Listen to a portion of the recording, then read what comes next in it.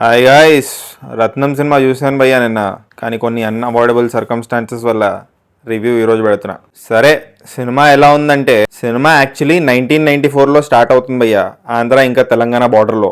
కానీ ఈ సినిమా కూడా 1994లో రిలీజ్ అయి ఉంటే హిట్ అయ్యేది. ఎందుకంటే అంత అవుట్డేటెడ్ ఉంది.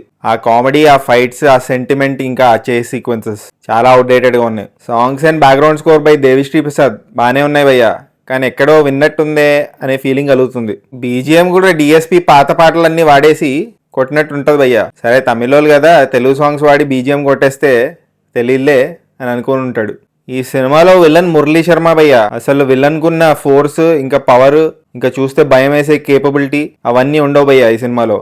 వేస్టెడ్ అని చెప్పాలి. డైరెక్టర్ హరి అంటే మనకు గుర్తొచ్చేది ఫాస్ట్ పేస్డ్ ఇంకా లాగ్ లేని సినిమాలు like Singam series. Over the top ఇంకా హైలీ ఎగ్జాజరేటెడ్ స్టఫ్ ఉన్న వాచబుల్ అనిపిస్తాయి ఆయన movies. But unfortunately Rathnam unbearable movie భయ్యా, తలకాయన వస్తుంది. దానికి తోడు మూవీ 2 hours 34 minutes ఉంది. ఈ సినిమా ప్లాట్ వచ్చేసి, ఒక అమ్మాయి ఉంటది, ఆ అమ్మాయికి ఏదో ప్రాబ్లం ఉంటది.